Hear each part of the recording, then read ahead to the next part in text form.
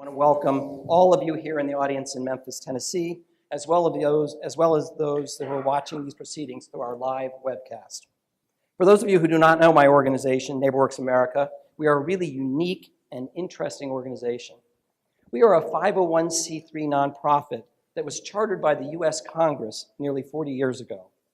Our mission is to create opportunities for people to live in affordable homes, to improve their lives, and to strengthen their communities.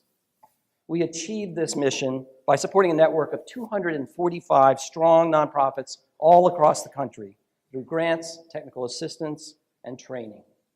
We're focused today on those places in rural America where poverty has been persistent and opportunity has been hard to find. Places that have endured poverty rates over 20% for a period of more than 30 years. Places like Appalachia, the Colonias on the border with Mexico, Native American tribal lands, and the Mississippi Delta. We're also thinking about places that have been isolated by historical oppression, but also places left behind by shifts in the macroeconomy, the mining towns, the textile mills, the paper mills, and the small farms that became uncompetitive. The persistence of this poverty screams at all of us. We have to do things very differently to break the pattern. Today we're going to talk about what works to move the dial and what more we need to do. We are guided today by a paper written by our first panelists, Bill Bynum, the CEO of Hope Enterprise, headquartered in Jackson, Mississippi, Jim King, the CEO of the Federation of Appalachian Housing Enterprises, or FAHE, based in Berea, Kentucky, Nick Mitchell-Bennett, the Executive Director of CDC of Brownsville, Texas, and Crystal Cornelius, the Executive Director of First Nations Owista Corporation, based in Longmont, Colorado. Their paper, Turning the Tide on Rural Persistent Poverty, is available on the NeighborWorks America website. All of these authors hail from strong nonprofit organizations that are doing terrific work to serve some of the poorest places in this country. They are great thought leaders and great practitioners. Their paper highlights many important strategies, from developing community leadership to improving effectiveness of public programs, to building consumer wealth, and to promoting private investment.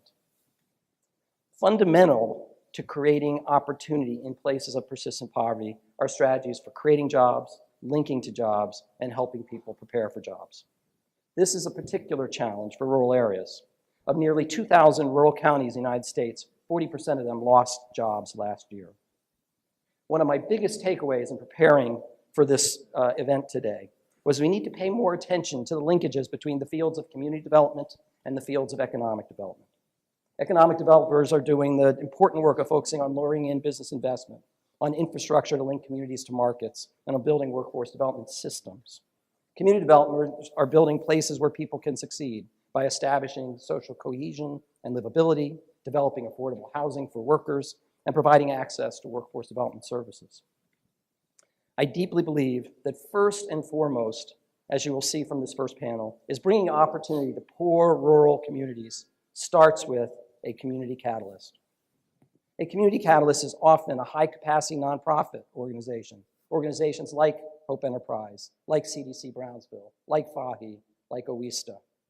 Community catalysts is an organization that is able to effectively partner with the public sector, build collaborations with the healthcare, education, and workforce development sectors, attract and deploy both private and philanthropic capital, and most importantly, engage and empower the residents to become critical voices in shaping the future of their communities. It's great to be here in Memphis for this conversation.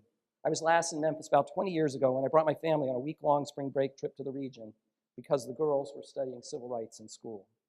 The trip was a remarkable mixture of music, history, and culture, from Elvis in Memphis, jazz to Memphis jazz, Delta blues, and New Orleans jazz and Zydeco, from barbecue to catfish to gumbo. And as so many of us here in Memphis experienced yesterday, it was a powerful exposure to the history of the struggle for civil rights and social justice in this country. It's great to relive those family memories, but also to be here to launch a new journey against persistent poverty with similar characteristics. We go on this journey cognizant of the troubling histories that created and maintained these places of persistent poverty. And we travel on this journey with an equity lens, one that recognizes the different cultural components that make these places special and unique.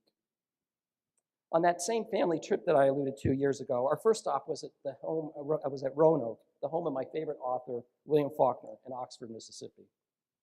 If you've not read Faulkner's Nobel Prize speech, I commend it to you. In accepting the award at the Nobel banquet, Faulkner said that we do this work, quote, not for the glory and least of all for profit, but to create out of the materials of the human spirit something which did not exist before. Let us continue to turn the tide on persistent rural poverty by building on the human spirit that exists in these places. At NeighborWorks America, we believe that every community in America should be a place of opportunity. We support the practitioners who are demonstrating how to create opportunity in community after community all around the country. We will continue to do what we can to support this work. I look forward to the discussion today and the work we will do together going forward. Thank you.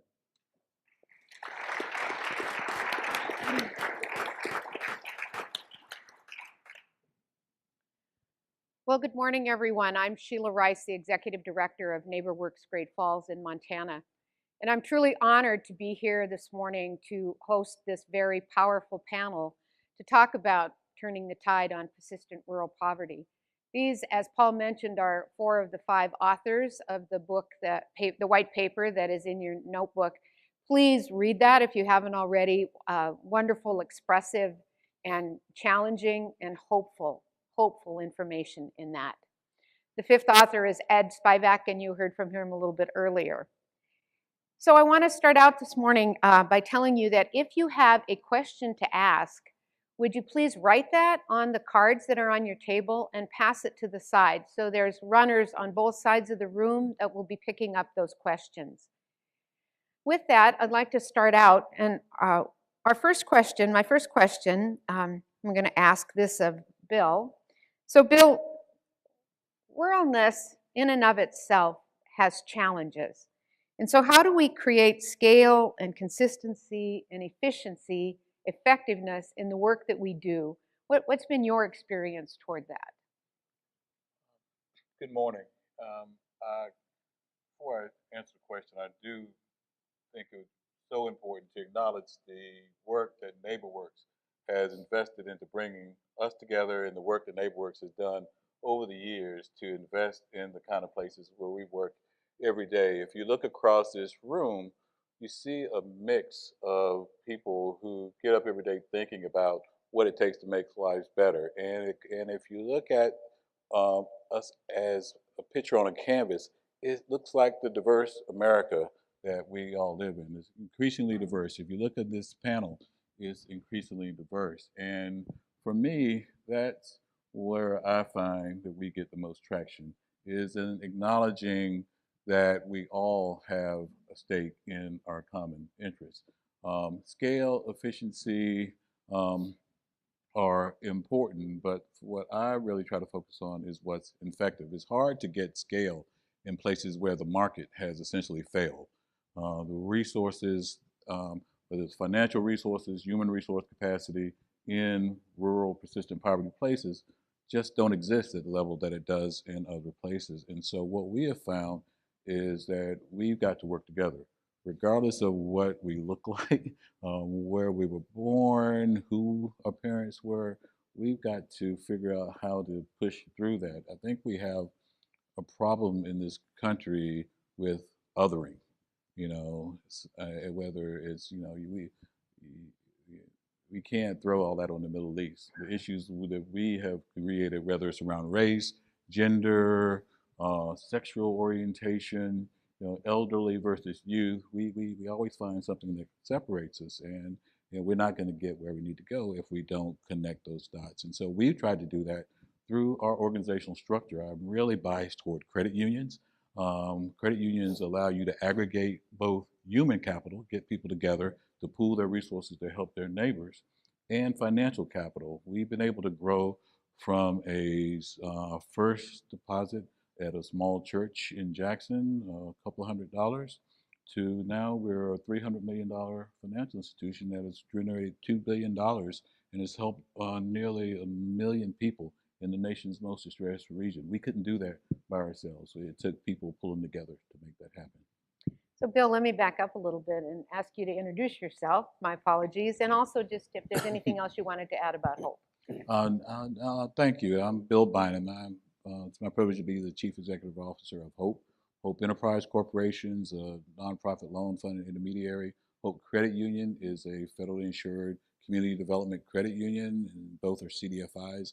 And also Hope Policy Institute, where we take the lessons from our communities and try to use that to influence policies and practices that increase investment in the communities that we serve. Thank you. Let's go now to Jim King. And Jim, if you take a few minutes to introduce yourself and your agency. Good morning. Jim King, President and CEO of FAHI. We're on a mission to eliminate persistent poverty in Appalachia. We're claiming and owning that that's what it is, and it's big. We do that primarily through 5 different strategies that include housing, of course, but also leadership development, because nothing gets done without local leaders, and they have to have access to expertise and capital. Those are the things that we try to supply them. To also gain not only outcomes on housing, but healthcare, economic opportunity, and education. And last year, we were able to affect the region at about $200 million through those activities. So, Great, thank you. Thank you. And Nick, if you could introduce yourself and your organization, please. Good morning. My name is Nick Mitchell-Bennett. I'm the Executive Director at the Community Development Corporation of Brownsville in Brownsville, Texas, as well as the Administrator of the Rio Grande Valley Multi-Bank and the Community Loan Center of the Rio Grande Valley. We are a nonprofit housing developer and mortgage lender, as well as a small dollar lending organization. We also focus on education, around financial education, as well as youth education through our youth training programs. And we work in the Rio Grande Valley of Texas, which, like the Delta of Mississippi, is very much the same. We're not a valley, we're a river delta. But we are down at the bottom half of Texas, where the weather map cuts off when you're watching the news. Great. And last, if we could hear from Crystal from First Nations Awista, please. Bonjour, Nina Nishnabaya Clay, Mikanakwaju, Skrinagandunji, Mashkode Bijiki, Clay Dijnikaj.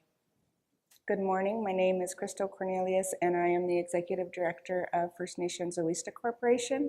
We are a national intermediary, CDFI, and at present the only intermediary native CDFI specifically serving the native CDFI industry and capitalization efforts, as well as a broad range of development efforts, not only for CDFIs, but tribal communities to help develop community assets and retain community wealth throughout Indian country. Great. Thank you all very much. And thanks for all that you do every single day of your lives, but for being here today to share your wisdom and expertise and experience with all of our audience, both on the webinar as well as in the room. So Crystal, I'd like to ask you the same question. How do you see it? How do we work and create scale and effectiveness, consistency across a broad spectrum of very rural areas? I think specifically when we're looking at Indian country itself, our people tend to look through a different lens. We have to essentially live in 2 worlds. We live in our tribal communities, and we also integrate into larger societies. So what we found really is the most effective within our communities. We have to respect culture first and foremost. There's 302 reservations throughout the United States. There's 566 federally recognized tribes. And looking in that measure, what we found as an organization is education is paramount within the aspects, first of all, of financial literacy. We have found throughout our 18-year history, we have a specified financial literacy curriculum. It's called Building Native Communities, Building Financial Skills for Families. Throughout our 18 years, we're on our 5th edition, we have a train-the-trainer model, in which our organization either on national venues will have train-the-trainers or will go locally to tribes throughout the United States. We then teach this curriculum on the tribal level. When Native communities look at the monetary system, we really have not had access to that monetary system based on the remoteness of our locations. based on individual tribal members not being creditworthy to really access these systems to further build personal or community assets in that regard. So with the BNC training, Building Native Communities, we have trained over 16,000 trainers, and with that, we've trained tens of thousands of tribal members. We have found throughout these measures that the amount of first-time account holders that are now going off reservation boundaries and actually entering conventional banking systems has risen exponentially.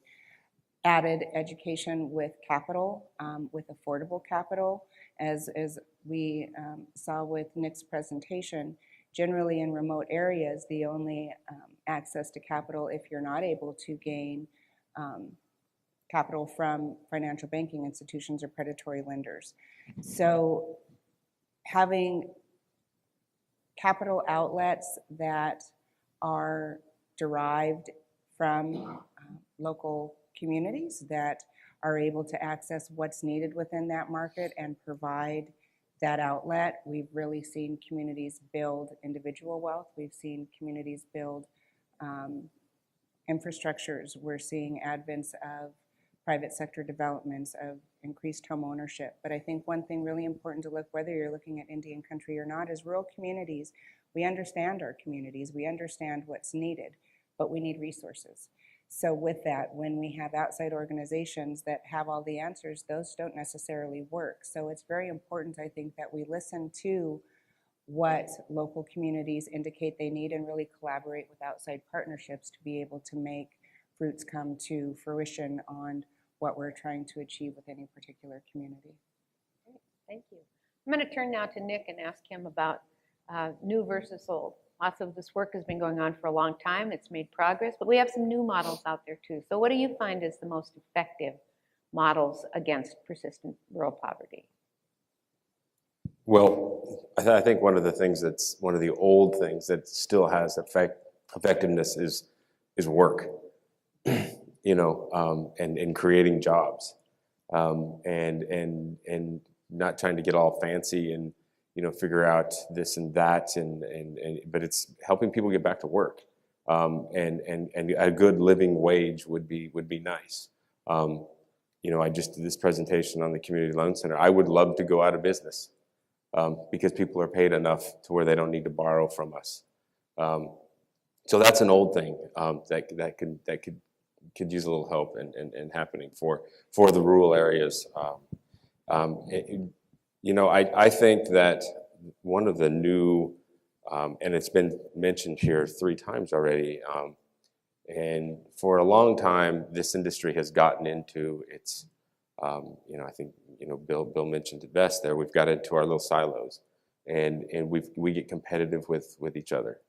And it's, that's Jim's area and I'm not going there, and that's Bill's area, that's Crystal's area, we're not going there, or your nearest neighbor. And I think the 4 of us here are showing that working together in partnerships, and that it sound like an old word and an overused word, but it is, what we saw yesterday, what Hope is doing in the Delta is phenomenal. And it's not just Bill and his team, it's every town and every house, every mayor we met in every town that we went to yesterday was part of their team. And I mean, Fahi itself is built off of, a collaboration, and it is what it is because of its membership. The Community Loan Center is, there's 15 of us around the country now, and it's that, and Crystal's, all her groups across native lands. So to me, that feels new, because when I started in this work, we were all combative, and it was all about who gets the next dollar and who is going to be the number one and who's going to get this award and who's going to get that. And right now, it's like, I talked to Bill last night. It was like, the Delta and the Valley and the Delta here are exactly alike. We need to get together and, share some notes and figure out, how we do this together. So to me, that feels new, and it's really easy. It's not hard to do that. I mean, just get out of your way, one thing, and get your ego aside, because they stand up here and they say these great things about the 4 of us, and it's like, you people know us, you know that half of it's not true. And so we got to get out of our own way, and we've got to partner together and get this done, because I am really, really getting tired of talking about this issue. You know, and you can imagine how tired the families that we work for are of living it. And so if we can just get out of our way, work together, and you know, pool our money, pool our resources, pool our talent, and you know, I think people have been preaching this forever, but you know, in this industry, to me it feels new, and I say that we keep making it happen. So Jim, I want to ask you to kind of respond to that. What models seem most effective? The collaboration model seems high, but also who else should be at the table? I certainly don't have any problem with what Nick said. I think it's true that when we get into the conversation about new versus old strategies, we already know what the strategy, we know what works. We all know what works. What it takes is dedication and persistence and consistent of a type of whatever that capital or grants or whatever it takes to do. But you know, you have to feed that, I think, at some level. It certainly helps when we all learn how to work together. That there's no denying that. I'm a big fan of the saying, if you want to go fast, you go alone, but if you want to go far, you go with friends. And but friends take time. People take time. It is not easy to work in groups. That takes an effort, and that usually is one element that isn't very well supported, or we don't make the time for it, right? Like, I haven't gone to Nick's office. I've been down here a couple times. Haven't been out to visit Crystal, and yet we're building a collaboration, I think, regardless. In terms of who else needs to be at the table, I think we need a lot of others at the table. I'm not sure that we're clear for ourselves what that table is yet, which also takes, I think, some effort and time. But I think willing partners. I think one thing that it makes work in persistent poverty areas difficult is a lack of consistency, and that's in money and human capital both, right? I've been part of too many natural disasters where somebody shows up and that, you know, like there's that initial phase. I think we've all experienced this in one way or another, right? Phase one, everybody and his brother is there to be helpful, and that's great. Phase two, it gets a lot thinner. And by phase three, when people are trying to rebuild their lives, you look around the room and you think, you know, how do we get so lonely here? So I do think consistency is a big element to me, and I think anybody who wants to participate are folks that we need. I think we definitely have to have a capital flow. Bill mentioned that the markets are broken. They are. They're not irreparable. It just doesn't function like it does everywhere else. There isn't some large national bank that's available or a big foundation in our footprint for any of us. So I think those are definitely folks we need at the table, but if it's going to happen, I think it has to be with some consistency and predictability. Thank you. I'm going to move to another topic now, and I think we know that race, class, and power definitely influence this work, but I'm interested in hearing your perspectives. And we'll start with Bill, if we could. How do we address those issues, the race, class, and power issues, at the same time we're doing this really, really critical work? You know, we're in a region that has some of the most enduring, just debilitating racial divide that this country has experienced. It goes back decades. And if you look at every indicator of economic and social well-being, you see that the Mid-South, as we mentioned earlier, a quarter of all the persistent poverty counties in the country are in Arkansas, Louisiana, Mississippi. And so these issues touch everyone, but when you drill down, they are tremendously worse in communities of color. And you know, we have in 8 of only 8 counties in Mississippi that are majority black is the unemployment rate below 10%. And only 8 counties that are majority white is the unemployment rate over 10%. And all of the school districts that are rated D or less that are persistent poverty, all of 80% of those are majority black census tracts. And so the challenges are much harder in those communities, and certainly those communities of color don't have the assets.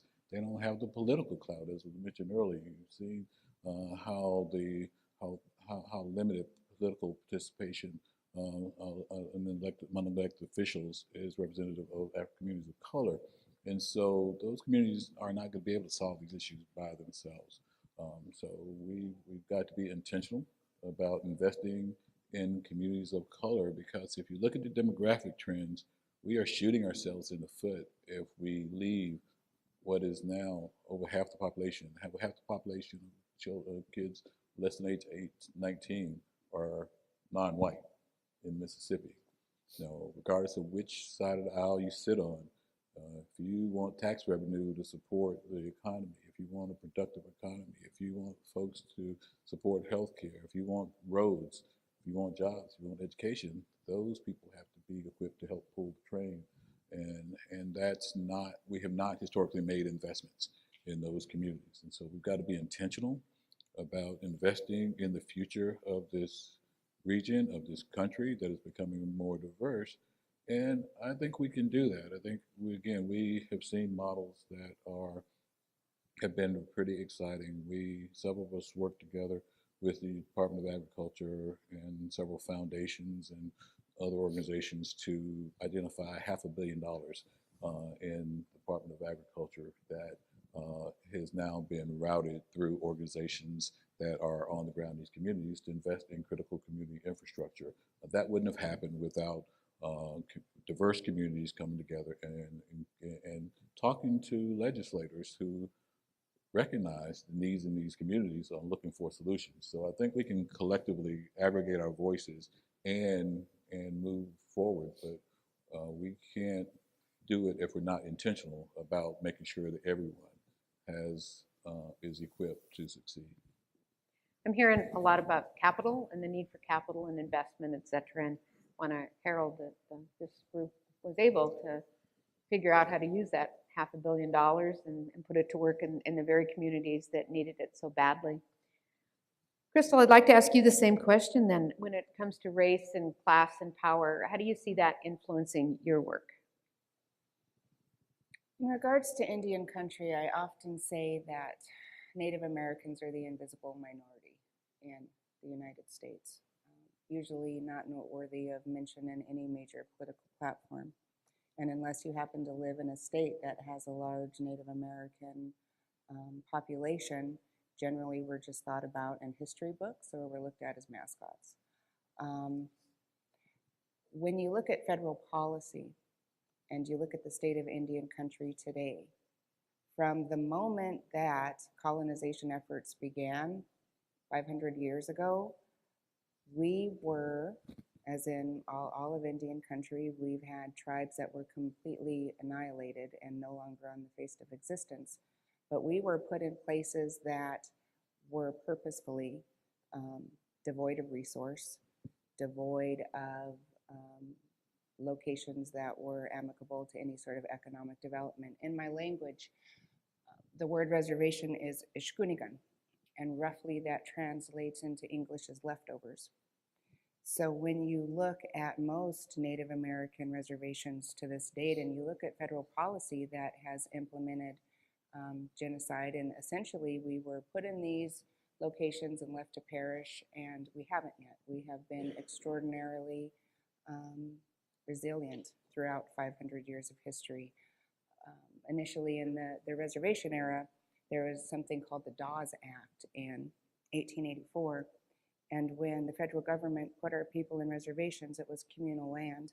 The Dawes Act of 1884 actually split up that land and gave it to individual families. So that was an erosion right there of cultural mores, trying to have us essentially be able to assimilate and become farmers. That didn't work.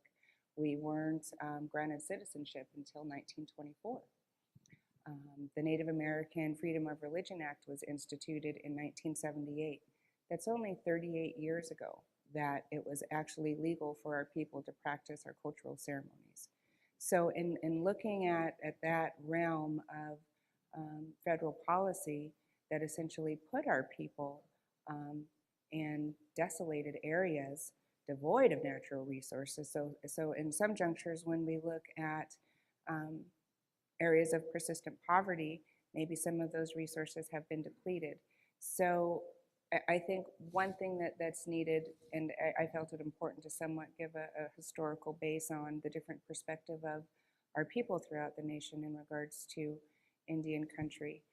I think two very important things we need to look at is we need to look at impact different within areas of persistent poverty. If you create 100 jobs in areas of persistent poverty rather than a city that actually, may have the same statistics, the community effects are going to be much different within these two areas. And we need to look at risk differently, I think, in the investment, on the investment side of, what is a risk, what isn't. Within my organization as the only intermediary lender, Indian country is deemed incredibly risky. And then coupled with that, we look at sovereignty issues. We look at land issues not being able to be collateralized due to trust status. We have experienced one default within our entire 18 years of lending, and it was very small. It was $10,000. That's 0.01% default rate. And I think when coupled with innovative ideas, and we call them innovative ideas, but they're really not. We've been working on a base level within these communities with education, with affordable capital measures. When you couple these two things together, they work, helping build private sector development, helping to create jobs, helping to create ownership. But as these communities really are the invisible communities within the United States, platforms such as this are very helpful in educating the outside world, so to speak, to be able to look at what's needed and what models have worked and are working. But I think until we get a larger voice and we get outside individuals to really take a stake within these communities and look at it in a matter of, again, scale, look at it in a matter of risk, and look at it in a matter of impact. When you put these things together and we have partnerships and collaborations that can help rise above the isolation of these communities, we really can see, and we have seen within our individual programmatic endeavors, great successes. But we need more. I mean, we always need more. We need capital. We need different sources of capital. We can't depend on the government to be a saving grace, and we have many federal programs that are quite helpful in this regard. We need private investments. We need conventional banking institutions. I cannot tell you of one native CDFI that has been able to access CRA credits from any conventional banking institution. Originally, they said we're outside of the footprint. It's been designated now it's not. So how are we able to bring these varied sources of capital and investments into these communities really, I think, is our greatest challenge and opportunity at the same time. I want to turn now to a couple questions from our audience. One is, and I'll let anyone who wants to take a try at this take it. What assets do areas of persistent poverty have that we can look at differently to catalyze those assets? So what assets do areas of persistent poverty have that we can use? I'll start. Tim? I think that rural places just generally are much better at working together. I think there's something about the way communities operate where you still know people when you go to the store that builds a level of trust. And when you have trust in another person and then they ask if you will do something, that happens. I think it's a deeply overlooked asset. Is just our ability to work together I mean, it goes back to, you know, barn raisings and other types of functions where it mattered who your neighbor was, and it still matters who your neighbor is now because you'll need them someday and they might need you. I think that our ability to know that you can't always count on somebody from the outside for something is I think a different asset, and how we tend to view that problems are our own and that we have to work on that is, I think, a different kind of asset. So not so much financial, but to me, you have to have hope and you have to have direction before anything else matters. So you used the word power a minute ago in your question to Bill and Crystal, and power is something that doesn't always matter in places of persistent poverty to people that at that moment, because they don't believe anything will be different anyway. So you have to once you overcome that, and they can lean on that stock of trust that they have with each other, I think that there's an enormous asset to that. Yeah, Cool. to build on that, when I moved to the Rio Grande Valley a long time ago, I was just a little kid right out of college, and I was driving around the colonias with my boss, Saul Murcia, and we're driving around, and you know, I'm seeing these places that I had never seen before. I mean, houses just falling down and outhouses and electric wires running across the street because this house had electricity, but the 4 down the street didn't, and they were all plugging into it. And it had rained, and you know, overflowed septic systems, which weren't really septic systems. They were just a hole in the ground that overflowed into the street. And you know, every third house, there's this pile of bricks. And I'm thinking, everybody building a barbecue or something, you know. I didn't know what was going on. And we get back to the house, and you know, we're in Cameron Park. It's like the largest colonia in the nation, right? There's 6,000 people that live in this place. There's 11 miles of unpaved roads. But every other house had this pile of bricks. Some were 10 bricks, and some of them were like 100 bricks. And you know, some guy even had a couple hundred bricks. And we got home, and I said to Saul, what's up with the bricks? And he said, oh, those are the bricks that they're going to put on the side of their house when they have enough. And it's hope. It's hope that, man, I don't even have running water right now, but I'm collecting bricks to put on the side of my house. You know, at that moment, I knew that I am where I need to be because I don't have that kind of hope. And I am going to be taught that hope. But these folks have that. And, you know, Jim has said poverty and persistent poverty is the lack of hope before. And you know, and in our communities, you know, we might get down, you know, and we might get really upset. And, you know, in my neck of the woods, we'll organize and, you know, we'll start screaming and carrying red flags and, you know, whatever the case may be. But the hope is always there. And that is something that we have that, I don't know if they have it in the inner cities and places, and if they do, you know, great. But I do know we have it in our communities. I absolutely have seen that people in the communities that we work in, people in the Delta, can do anything that anyone else can do if they have the tools. But you can't make blood out of a turnip. That's right. You can't get blood out of a turnip. You've got to make sure that we are making the investments that equip these communities to succeed. They have been extraction places, whether it's extracting coal or extracting, you know, blood and sweat out of plantation workers, or extracting the history and legacy out of our Native American brothers and sisters. It is, we have extracted from these communities and not invested in them. The NCRP, National Committee for Responsible Philanthropy, recently released a study that showed that across the Deep South, the per capita philanthropic investment is around $40 compared to $950 in New York. You know, roughly $400 average across the country. So a tenth of the philanthropic investment. And add on to that, Crystal mentioned CRA, bank investment. So we are no one's primary assessment area for Community Reinvestment Act. And so bringing resources into these communities is critical, because you cannot, you know, regardless of all the willingness of people willing to roll up their sleeves, bring in experts, the best plans, technical building capacity, is a recipe for frustration if you don't have the resources to execute on those plans. And so we've got to ensure that these places are invested in. You asked earlier who needs to be at the table, and I'm going to say right now the federal government. Because right now they're stepping away.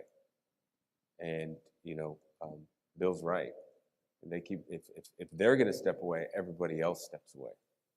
And that's the philanthropic, that's the banks, we need people at the table, and the more people that step away, others follow. And, that we don't need that. So I'm thinking of an analogy now with these piles of bricks, and what do they need? They need a plot of land, and they need mortar to stick those together. And that's the work that's going on here, I think, is that mortaring of this innate power and ability and success that's out there for the persistent poverty areas, but you've got to get what they need to finish that house. Chris, I'm going to start with you and ask each person on the panel, what gives you a sense of hope? We're here at a conference called Hope in the Delta, and it transcends all of the Delta to hope in persistent poverty areas. What gives you hope, and what motivates you to continue this work? This may sound a little naive or altruistic, but I truly have hope in our humanity. And I truly have hope in our tenacity, and I truly have hope in our solidarity in making these changes. When you look within persistent poverty areas and you look at, as Jim mentioned, you look at the communal ties where despite how many hardships we've still survived, what gives me hope and what makes me continue working every day, and I will work until my dying day for my people and to raise their economic and social standard of living. I want to get past survival. I think all of our communities have been surviving for hundreds of years, and I want our people collectively, this isn't just Native, but I want us to start living and to be able to take that sigh of relief and know what that feels like. And I think when we have stewards of our communities, when we have strong leaders, when we build up our children to be these strong leaders, strong in their history, strong in moral character, and essentially doing what's right.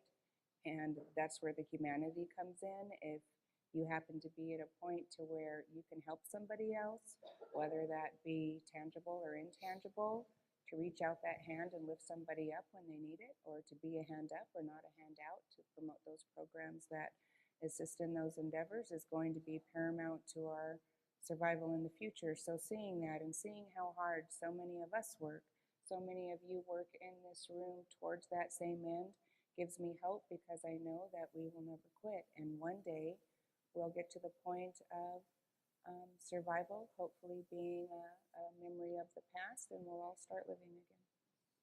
Thank you. And Bill, you've been at this for a long time. What gives you hope? No offense. It's interesting. I'm similar to Crystal. I have hope in the type of people who are in this room, in this conference, that get up and work on these things, have been working on them as long or longer than I have. I know that I'm not alone in this. We've got allies. Who else should be at the table? We've got good people at the table. We're all working to bring more people to the table. And so I'm confident that together we will make progress. But I'm also get a lot of hope from the people I work with. I have the privilege of working with 180 of the just most skilled and committed people to their communities. So we met my colleague Thad yesterday. He is a native of one of the most distressed towns in this country, and he gives me energy to see how passionate he is about helping his neighbors. And so that gives me hope, and I get hope from the kids.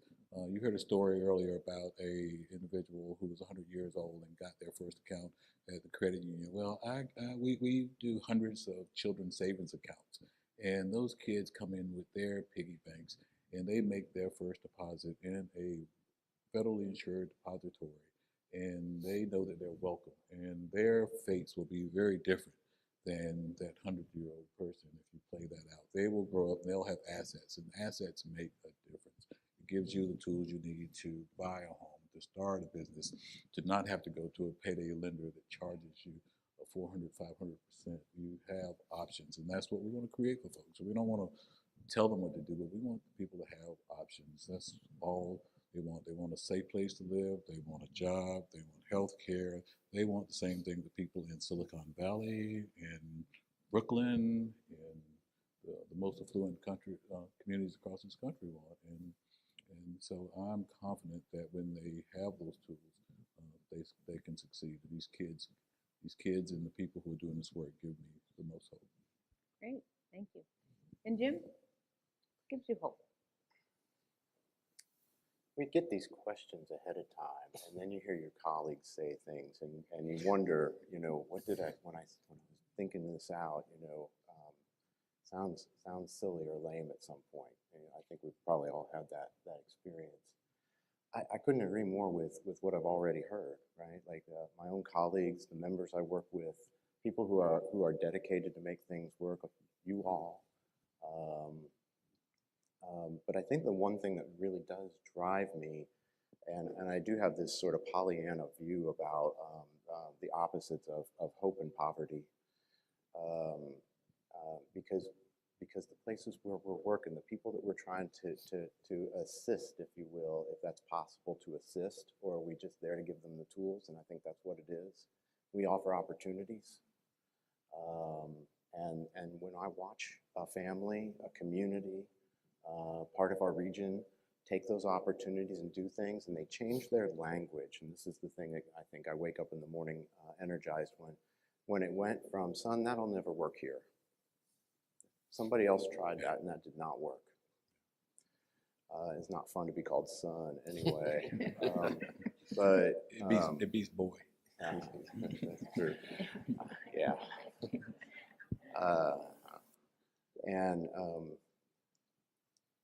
But when that changes and it becomes, I didn't think anything would change for me, but I got that home. My kid finished school. We started a healthcare center here. What else can we do? When they begin to build on those successes, and you see the hope of people taking responsibility for where they're at, and you're just there to bear witness to it and offer those opportunities where you can, I think that makes me hopeful. We all have stories where that person cried when they got their home, or whatever it is. And when you can when you step back long enough and see how that joins one person to another, and maybe that one of those people is now on the board of an organization because they want to know how to help other people get that opportunity. They go from being part of the problem to part of the solution. That gives me hope. Nick. Like everybody else, I think the people we work with are incredibly hopeful. If you can imagine having to work for me in the morning, sometimes it's not a good thing, but they smile and ignore me when they need to. But I think that one of the things that is incredibly hopeful to me is, we've moved out of and I think a whole industry really has moved out of just building a house for somebody, which is great, right? Fantastic, but in our work now, we're actually allowing people to design their own home. And if you've ever sat in a room with somebody who's never been asked the question, what do you want in your home? That is a phenomenal thing to watch, because it takes them like 4 times to have to hear the question.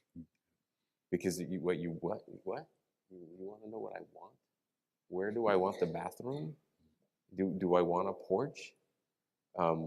Because they're used to being told, stand over in line over here and stand here, and you're going to get your paycheck here, your welfare check here, whatever the case may be. But then you sit them in a room and they got a blank piece of paper and you ask them what they want.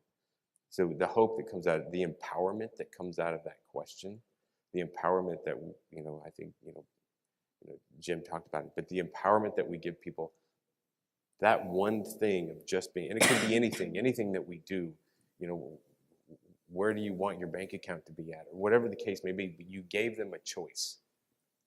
And choice empowers. And if we stop giving the folks that we work for the choice to stay or the choice to go, the choice to say, yeah, I want to work on my credit for the next 6 months because I have a 458 credit score, you have the choice to leave or to stay. And you give them that, and that's powerful, because the next month they're there and it went up, and then they're there again and it went up. And so, we've taken choices away from the folks that we're serving, and now we need to give that back. And that's empowering, very, very empowering. It is for me, so why wouldn't it be for somebody else? Okay, I think we have maybe time for one more question, and I want to encourage people that have questions to talk to the panelists individually. They'll be here for a few more hours. And the question that comes from the audience is, if we reconvened in 5 years, what would progress look like? So in your mind, 5 years from now, what does progress look like? Other than massive restorations to proposed federal budget cuts. Or you can include those as well. So I'm going to start with Nick this time. Somebody smarter than me will be sitting up here. 3 of them already are, but then in my place.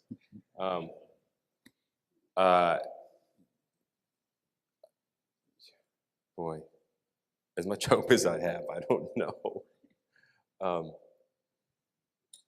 It will be, I think being able to have this conference become what's the next step, what's beyond hope, right? We've done something now. Not that we haven't done anything in the past, but we've made these massive movements. We're working together. I think that there's not just 245 NeighborWorks organization, but there's like this one massive organism that is, working where it needs to work together as it needs to work together. Would really be interesting. That people in our communities have gone beyond. We work with community organizing groups in our area, Lupe and Arise, and one of the things we've been working on is, for years they've been up there rallying against whatever the issue is, and they've moved to, okay, now I need to be informed about drainage, and they understand these are community leaders that don't even have a high school degree, understand the drainage issues in the Rio Grande Valley and where water runs, because drainage is a huge problem. Bill can tell you drainage flooding is awful, and when you live in a river delta. And you got to understand it. So these women and these young men who are living in the colonies are now able to go to the county commissioners and fight, into the state and fight, because they have the knowledge and the understanding of the issue. I hope in 5 years that all of our communities have gone beyond that and are now actually taking full control, and that I'm just a resource. Like Jim said, I'm just here. And they are able to call me up and say, hey, need some help on this, I need to understand this, or I need to understand that. Who else would like to take a crack at that one? What does progress look like in 5 years? For me, Thad Fairley is the governor of Mississippi, my colleague, and he's making sure that people have health care. Mississippi is no longer a place where you have people excluded from health care. You have quality, decent housing. You have schools performing in every community, and you have financial institutions that are inviting everyone to participate. You've got the kind of leadership that it takes to make these things happen. And I see people in these communities becoming empowered and moving in that direction. And it's going to take, I think we all were shocked to our senses to some degree in November, because over the divisions that exist in this country, and the people in the communities have taken control of their lives and are moving us past those things that divide us, and we're working more together toward comprehensive solutions. Great. I think in 5 years, success within all of these communities, to me, would be where parents don't tell their children, get an education and leave. to where we have these communities to where we retain our youth, we have opportunity, and we simply have more. I think visibility is very important. I've also stated that, but I think a success would be to where more Americans are aware of rural communities, not necessarily persistent poverty communities. Sometimes those go one and the same. And I think success would be mindsets within our own communities, not to stand on a poverty platform, but to stand on a platform of opportunity. Yes, we are poor. Yes, we may not have much, but that does not make you deficient. So if we could make that mindset and we could become more visible and not be on the outskirts within these marginalized communities and more viable within what our options are based on that visibility and collaboration, that would be success. Am I allowed?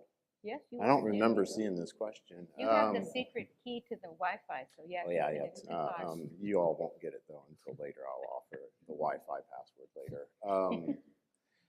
I think it's a big question. These are really aspirational answers. I find myself kind of wanting to go to a couple of things that are maybe a little more tangible, but to me would be secondary to some of the things that Crystal and Nick and Bill have said. I mean, like that's the right stuff.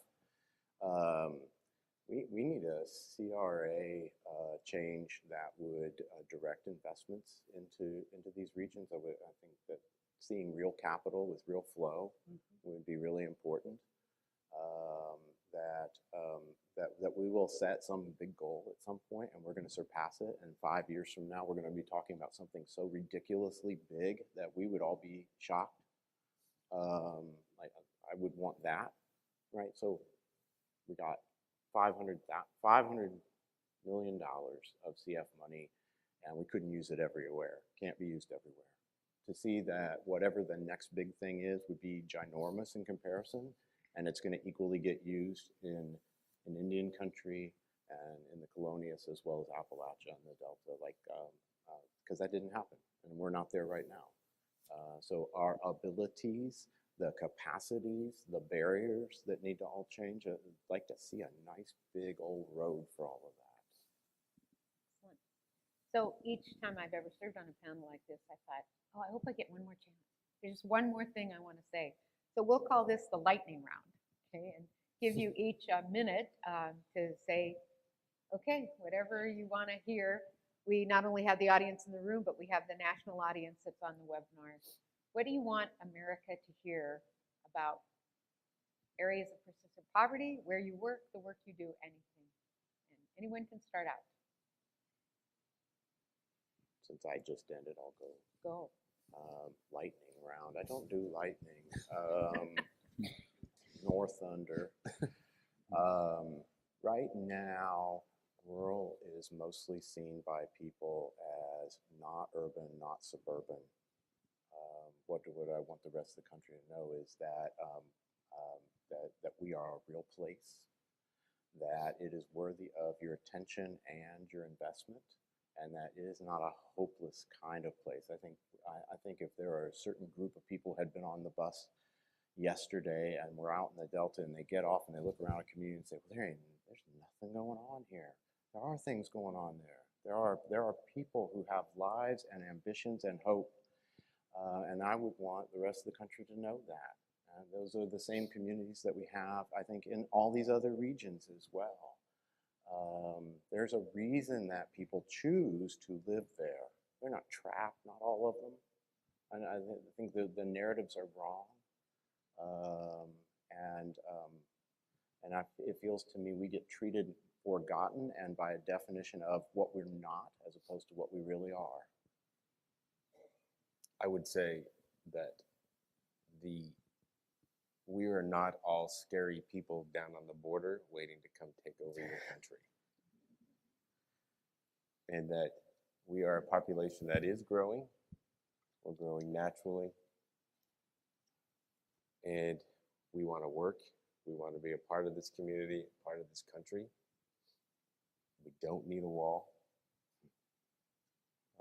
We need the the investment that will help us rise to the level that our brothers and sisters in San Antonio and in Austin and Houston and the rest of the country is. But we are not a scary place, and we are not a scary people.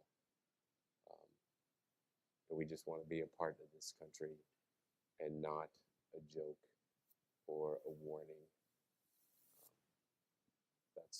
That's what I want to say. Okay, we're out of time, but I'm going to give you 30 seconds if you had anything to say, Crystal, and then we'll go to you, Bill. I would just say that Indian country is a safe bet, not to be afraid of sovereignty, and if you want to work within Indian country, there are plenty of conduits to help you do that.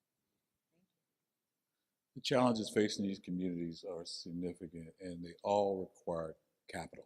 They require investment, whether it's housing, education, healthcare, jobs. They all require capital, which is sorely lacking in these communities.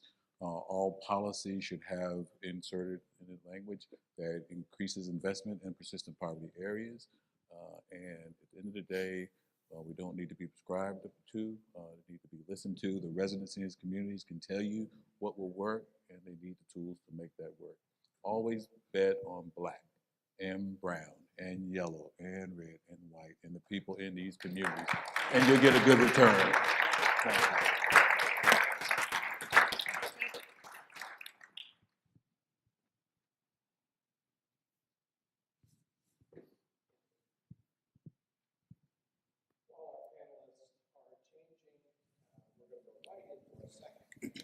But we thought we'd share with you a little bit about our intention in structuring this forum the way that we have. You heard the panelists mention a pretty sophisticated network of nonprofits that together form a delivery system that just didn't exist when the war on poverty was first created. We thought we would leverage this terrific community-based infrastructure and make sure that we gave voice first to those nonprofit leaders.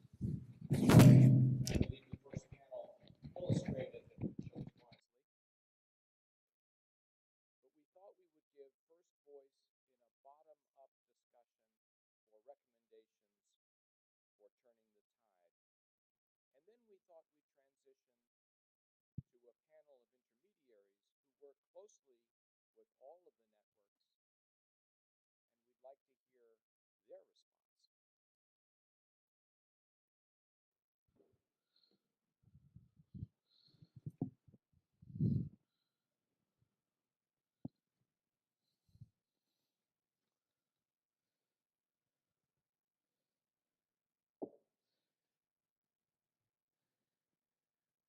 Hello, gang. I'm Dee Davis from the Center for Rural Strategies and the National Rural Assembly. And it's fun for me to be on this intermediary panel because I get a chance to work with these groups around the country, and I get to see what they've done. This is going to be an interesting segue, I think. But we've got executives from pretty vital organizations. Andrea Levere from CFED, Moises Loza from Housing Assistance Council, Beth Marcus from LISC, which is really funny because I'm on the RAC for the rural, and Paul Weech from NeighborWorks America. These are not just intermediaries, they're leaders in the field.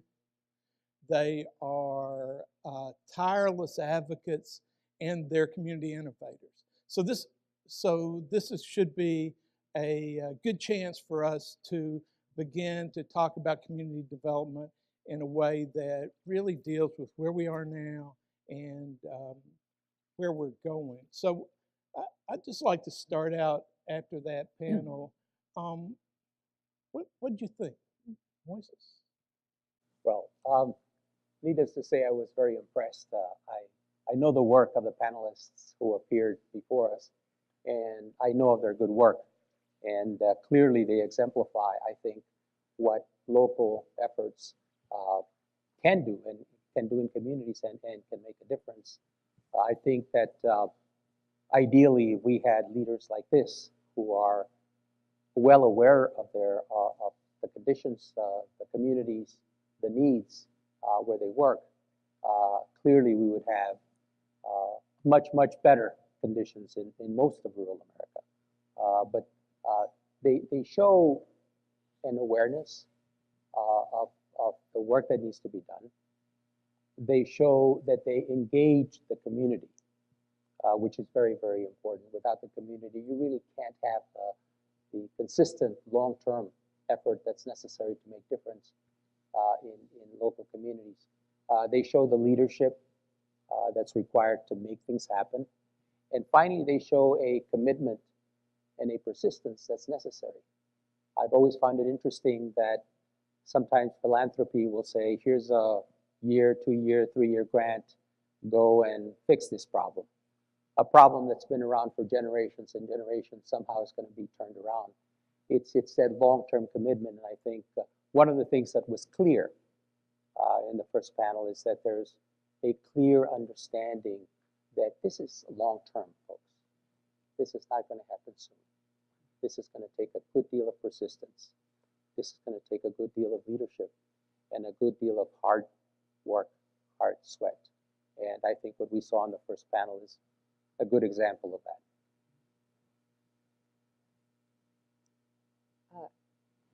I would say I agree with all of that. I think we also saw, I really appreciated that the panel started from a place of history and a place of inequities that were brought to many of these communities, and that went from there so that we don't forget that history.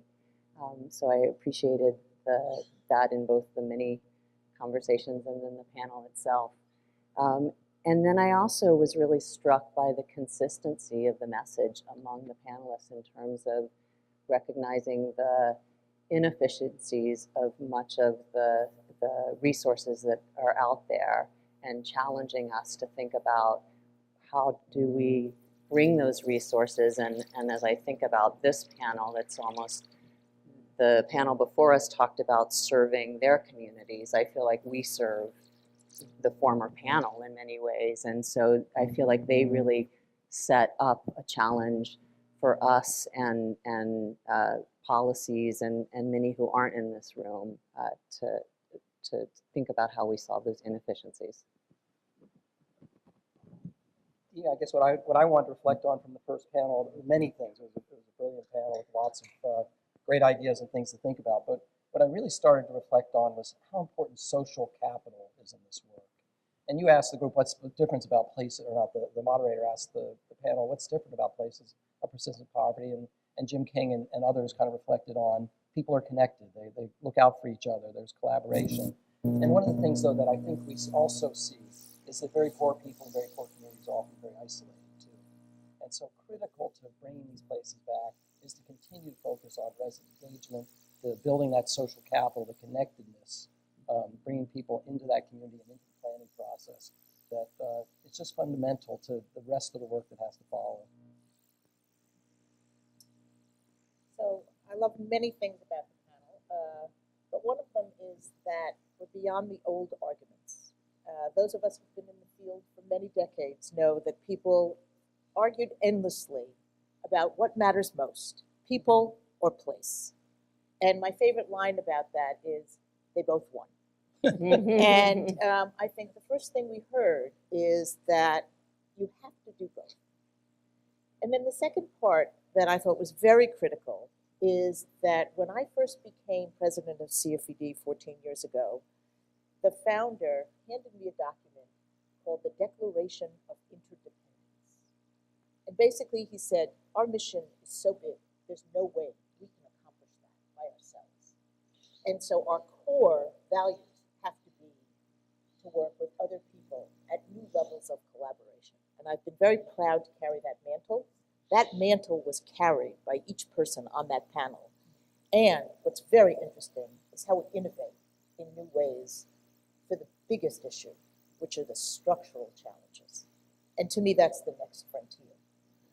Many of these organizations are working, as they said, in places where the markets don't work. The markets don't work at all.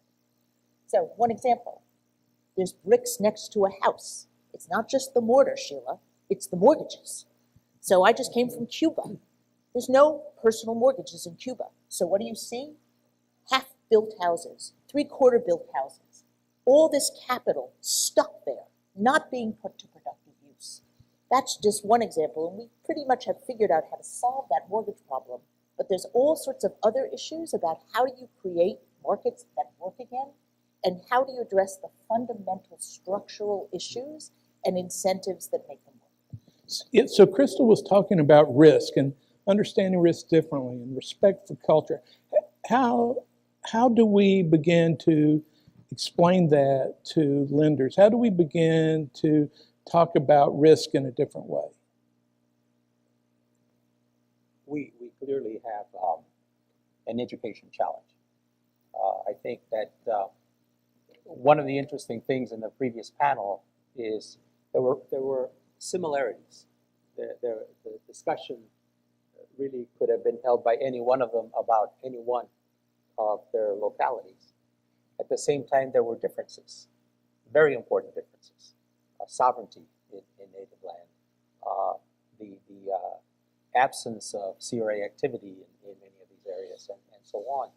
So that what we want is for people to understand that there's a rural community out there that is not urban. But we also want them to understand that rural is not one thing.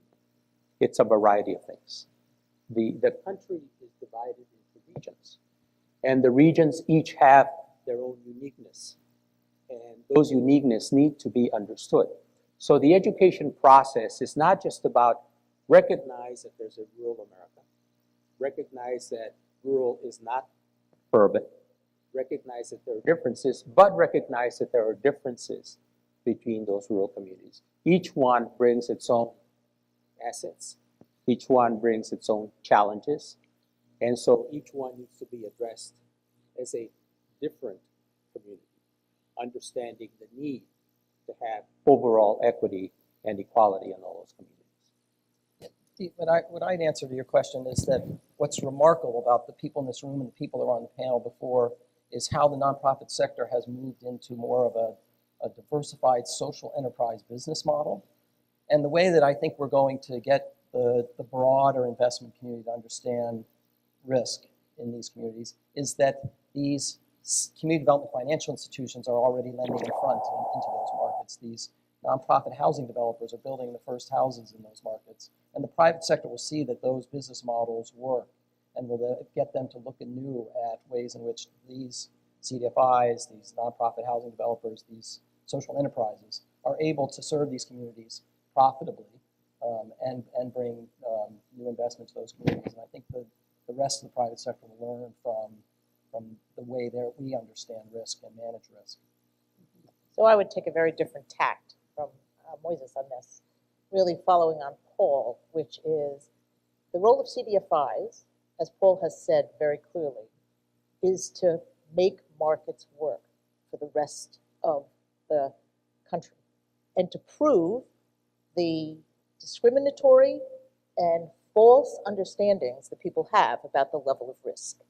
But to do that, you have to leverage standard data sources, and you have to use those data sources so you actually have the evidence that brings in the level and amount of capital that we need. So whether it's helping to influence how credit scores are calculated, and then creating or leveraging a national infrastructure for credit scores so folks in the colonias have access to credit scores when they pay rent in the same way that people get them when they pay mortgages. So you get into a national market infrastructure which then leverages resources way beyond. So my view is that it's kind of a twofold process. It is how do these unique institutions with a knowledge of the community in place lend in a way that creates the data that disproves what people believe falsely about these communities, and then how do you use that to leverage the national infrastructure that opens up opportunities in a much bigger way? I think that's a great point, and we heard great examples of that this morning in terms of people who I think are really challenging a perception of risk versus the reality of risk. So one is also continuing to educate and communicate about what does work so that we change what is perceived as risk and in fact is not necessarily risk. The other thing I think worth mentioning is that LISC is now one of at least 3 institutions that's been rated by S&P, which again I think is starting to change the conversation about risk because we've taken a data approach there and taken the market's tool, if you will, and said, you know, we can be rated, and we just right now have a bond offering to raise capital with that rating that hopefully will be able to raise resources that will be able to go beyond CRA markets because it's nationally raised. And that's in no way to take off the pressure for needing to deal with the CRA problem. But I think it's another way of also saying the perception of a national CDFI was too risky, and yet now we have a AA+ rating. Is this a way of kind of taking indicator? Jim talked about language. Nick talked about counting those bricks. Is this a way of taking assets and describing them, making them more tangible for national practitioners?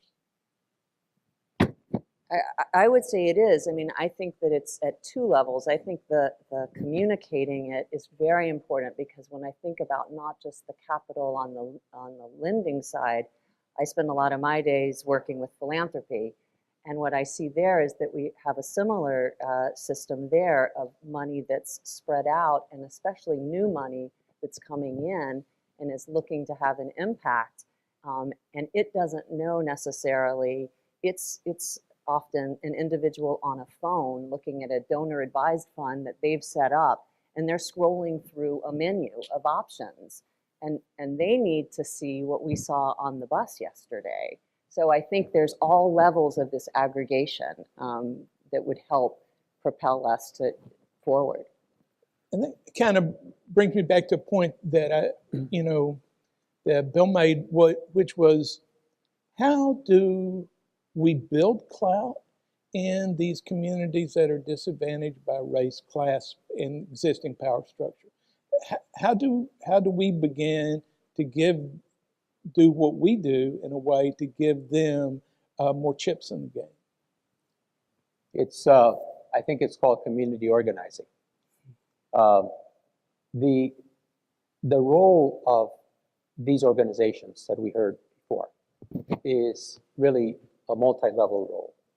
And while we see the tangible results, we see housing units, we see businesses, we see different tangible results of their work. I think ultimately there's the overused word of capacity building. There's the overused word of empowerment. There's the overused phrase of citizen participation. Ultimately, we're building units and structures and bricks and mortar. But really, what's important, I think, is putting power in the hands of people. It's showing people that, in fact, they can control more than a lot of them may think they can, or a lot of them are aware that they can. And so part of, in my view, the responsibility of these local institutions is to really get the community itself to participate. By engaging the community in the work they do, I think they're already doing that. I think they're exhibiting, I think they're demonstrating that there's strong leadership in these communities that needs to be cultivated and nurtured. A lot of times, a community knows it has needs. A community knows what kind of condition it has. A lot of times, they're simply asking, what can we do about it? And part of these local organizations' responsibilities, I think, and ultimate benefit really is that the community arises and begins to take charge. And that's when they begin to become politically involved. They get involved in the PTA, they run for local office, and they get into positions where they begin to make the real difference. So I think you asked, how do we help them, right, on these issues of race, we use what class? All right. So one of the issues that wasn't raised in the panel is the fact that the greatest driver of wealth inequality and racial inequality today is the US tax code. We spend every year $660 billion in the latest year to build wealth for Americans, of which the overwhelming majority goes to the top 1%. These rules have also created a racial wealth gap. I'm sure everybody in this room has seen the devastating data where African Americans, we released a study recently, if their rate of wealth increases at the same rate it's increasing now, it'll take 228 years for African American households to equal the average wealth of a white household, and it'll take Latinos 84 years. I wish I had the Native American data, but we don't have that yet. What's our job? Our job is to convene a national coalition to help change those rules. So the extraordinary disparities in home ownership in the Delta can be addressed because we change the mortgage interest deduction so that it's capped and doesn't incent second houses and huge houses. And it provides a refundable tax credit for first-time home buyers so it's possible for them to buy a home. Now, that's a big, ambitious, more than 5 years, Sheila. But that's what our job is, to help support and provide the kind of resources that is going to be necessary for these organizations to do the work that they do best.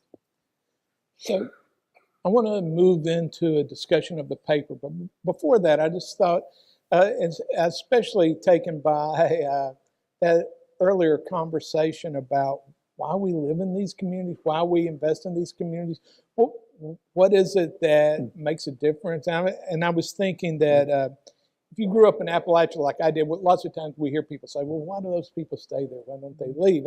And getting to go around the country to a lot of rural communities, especially in the Gulf Coast after Katrina and Rita, people are saying, why don't those people just pack up and leave? You know, and I'm thinking if they had that oyster po' boy in Abbeville, you know, which is half fried oysters and half grilled oysters, they wouldn't have to answer. Are there things, are there cultural icons or places, sandwiches, meals that you think of when you think of rural America that kind of build your spirit, make you feel energized about the work? You know, Dee, I'm a big foodie, and I'll come back to the food. But really, what I was reflecting on when you were talking is that yesterday on the tour we went to Drew, Mississippi, and we were led around on our tour by Gloria Dickerson, who grew up in Drew, was one of the first African Americans to attend the local schools in the 60s, and then she went on and made her career in Battle Creek, Michigan, came back to the Delta and worked in Jackson, Mississippi for Kellogg Foundation, and now has gone back to her family home. And it's that commitment to place is family, it's home, it's where she grew up, and she's retired from her other job, but is now an outstanding community leader in that place, helping to drive the strategic plan, getting all of the residents together to frame what future they want for the place and to put the things in together. So there's a connection to place here that is just so deep that it's that good poor boy on the corner at the corner shop, but it's something deeper. It's almost the dirt. May I, if I may, I think the important thing for the residents of those communities is choice. So that it's not, if I want my family to live in a better situation, I have to move. It really should be, if I want to improve my family situation, I can either move, follow a job, go to the city, or I can make the changes in the local community to make it happen. We don't want to put families in situations where if they want X, they're going to have to do that, but rather give them the choices. And I think, as Paul has said, people are tied to the place. People have history. People have connections. For whatever reason, many people are tied to the land. Many people are tied to their community. Now, if they decide that they want to move on, that's fine. But that shouldn't be the only thing that they're able to do. And working in these communities, you increasingly hear, why should I have to move to find a job? Why should I have to move to find opportunities for my family? Why can't we build the infrastructure of opportunity here, the good schools, the access to jobs? the access to health care. So this paper, Turning the Tide on Persistent Poverty, is wonderful, deep historical context, great analysis of the issues that we're facing, kind of the beginnings of a path forward. What do you think? So there were several things about this paper that I thought really helped frame a national agenda. So the first thing was how they have proposed alternative models of creating density. Because what's the key issue that everybody raised in their comments? It's the lack of economies of scale. So if we think of the FAHI network and what's possible when you bring together 55 members across 6 states, and what kind of resources and scale you can create, when we think of AWISTA, working with over 70 native CDFIs, creating a national organization, advancing their interests, and really influencing the CDFI fund to do a study that I'll never forget, showed that there were fewer mortgages written in Native American communities than in my neighborhood in Silver Spring. So, it's how do we create these really alternative models of density? The second thing, this comes out of hope. How do we seize private infrastructure to rebuild markets? So what Bill did is he took the buildings that Regions Bank was going to abandon and create even a bigger banking desert that already exists. If you are with Bill for 10 minutes and he doesn't say the word banking desert at least 5 times, you know that he's tired, right? So, but how do you take that infrastructure and not just leverage it, but then how do you make it better? And what was fascinating about that story is how he understood his community well enough, so he began offering the products and services that actually made financial inclusion real. And it's been our privilege to work with him with Children's Savings, which have, in an interesting way, as we all know, because parents will do for their children what they won't do for themselves, get the parents banked as the kids have gotten banked. And then I thought the stories of human capital development, we've talked about it here, but I think the real focus on how do we build the human capital, and at CFED we use the word hope in concrete form, because we've seen how owning assets really changes people's aspirations in a really concrete way, somewhat unrelated to the actual amount of financial resources that they have. And I think that innovative ways that they're building human capital alongside, as I said before, the physical capital and the opportunities are a real sign for what happens in the future.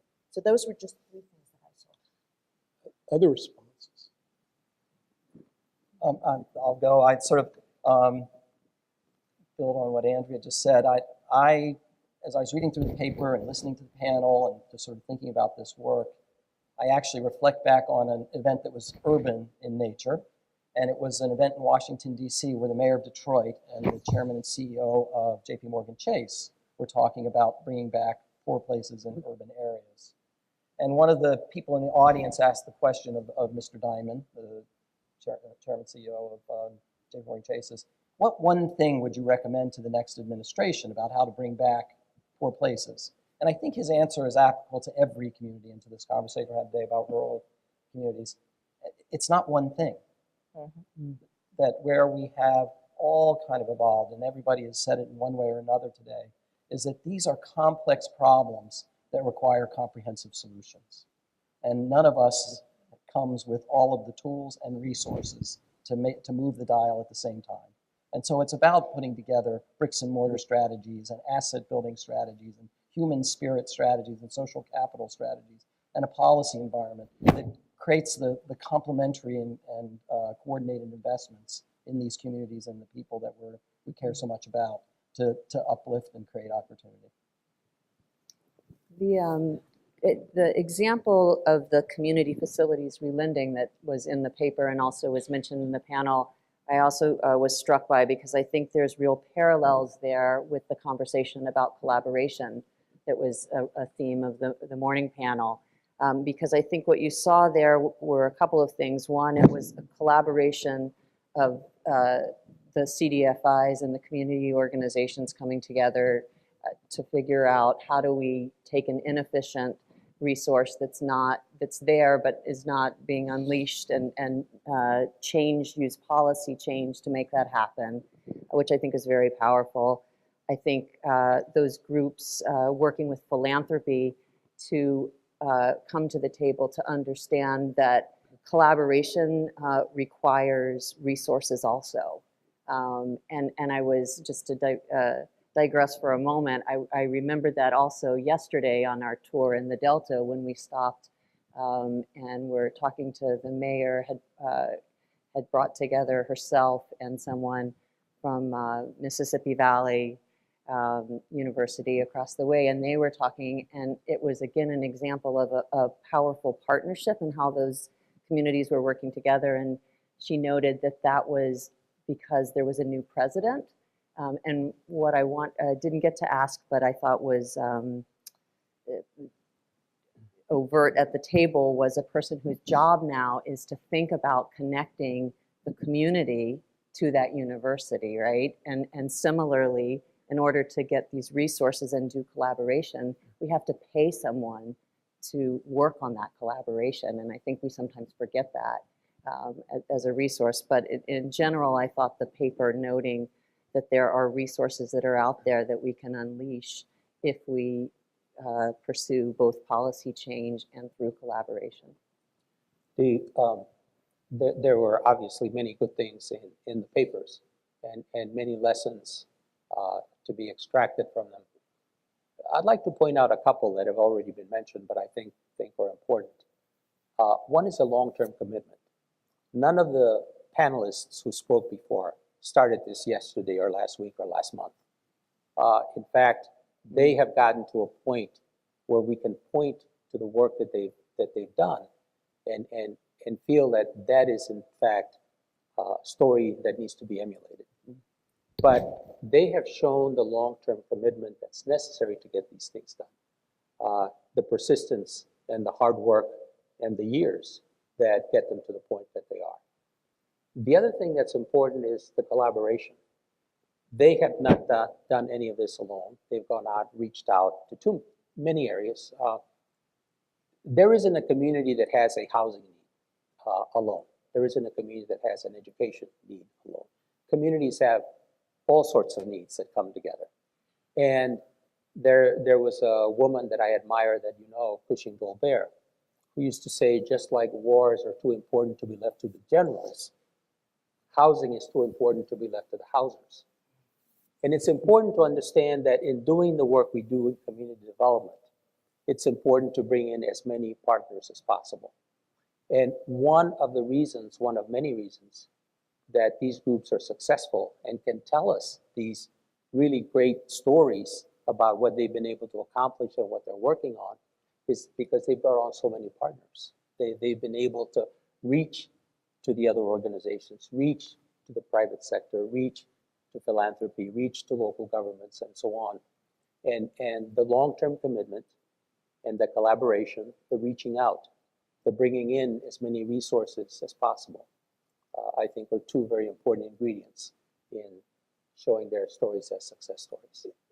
Is this kind of the best practice, the magic, being able to take the urgency of the moment, 1 in 4 rural kids living in poverty, and then imagine a long-term incremental strategy that'll turn that community around? Is this where we need to be? I think what's important in listening to these stories, these success stories, for any community, again, communities can be very much alike, but very much different. I think the value is that you learn and pick up what makes sense to you, or you learn and pick those things that your community needs.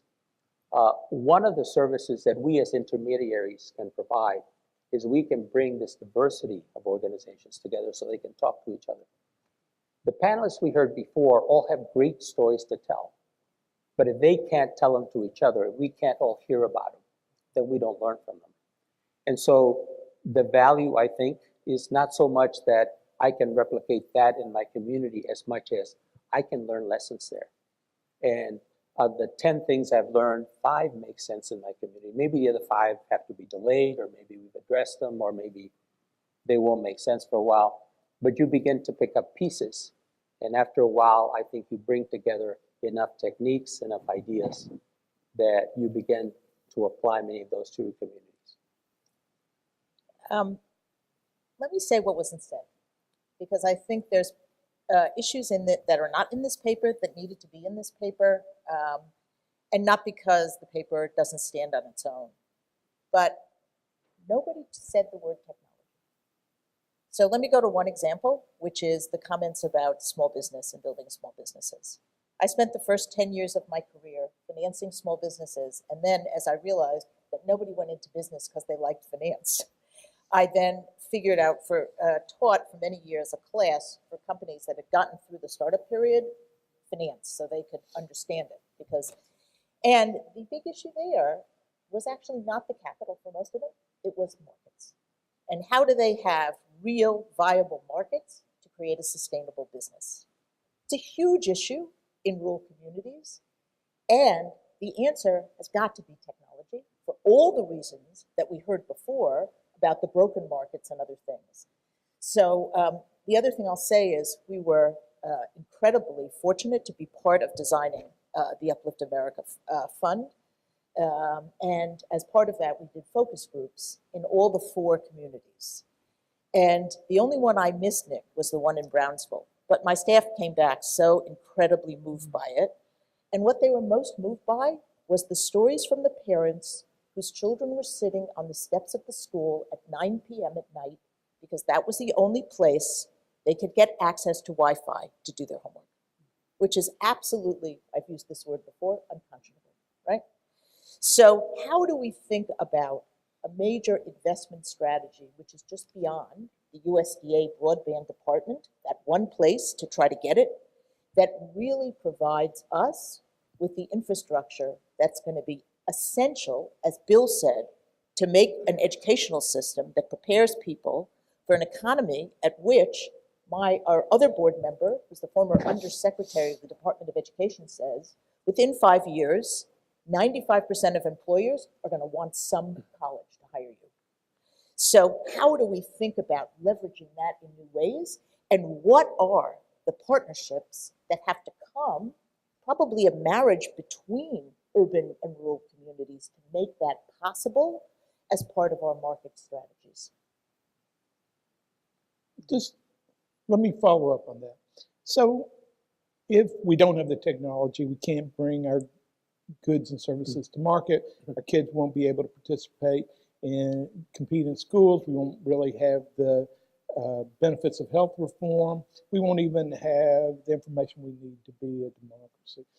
And right now, rural communities are subsidizing urban communities because they're paying more for less service. So how do we make the case, not just for technology, but that redeveloping rural communities helps everybody? That seems to be what's missing in the conversations. It's always, if we help rural, it's charity.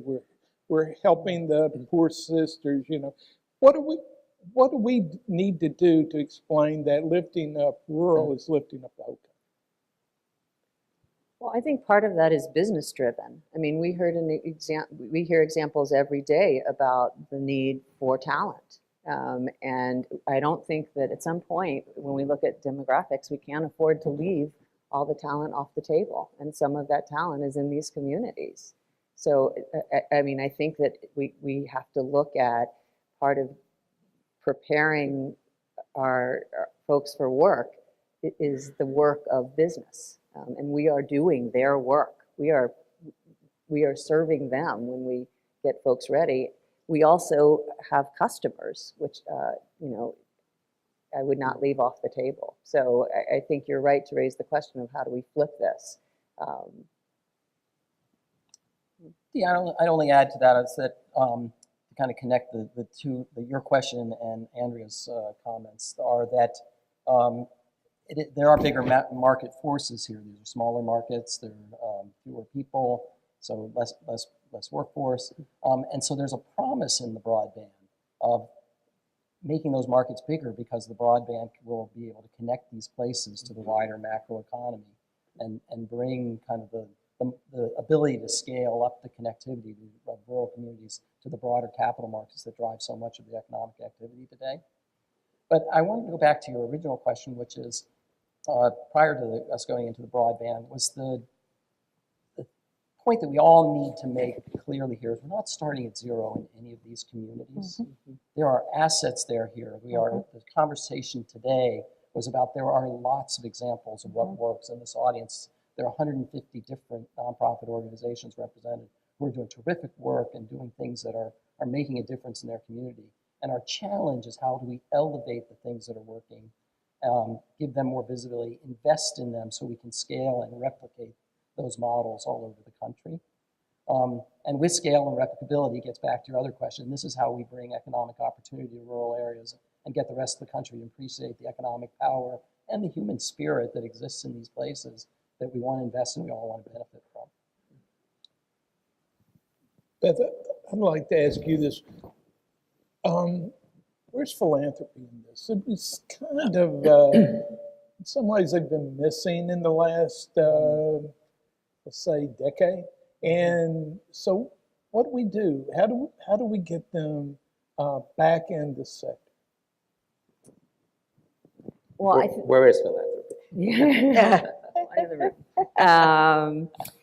Well, I think that Bill shared some of the stats on this earlier in the panel, and I do think that we have, after the election, there's certainly some response I see in at least in the national philanthropy conversation. I guess my concern about that is that it's, I hope that that's not an idea in good currency and not a persistent, to use the word persistent here, shift. I think that, a lot of philanthropy is corporate philanthropy that's thinking about how do they themselves become more efficient? How do they pursue big ideas versus let 1,000 flowers bloom? How do they engage their employees is something that I often hear in conversation that I think we have to be able to think about. I mean, I think it's easy for us to shift this and again say, where is philanthropy? And I try to, as a former organizer, think about what's enlightened self-interest here. And their self-interest, I think, is connecting to their employees who increasingly want to see as part of their work and as part of the company that they're identified with, meaningful philanthropy. So I think we can maybe use that as an opportunity. I think also philanthropy loves leverage. And so we have that as an opportunity, especially as we think about collaboration.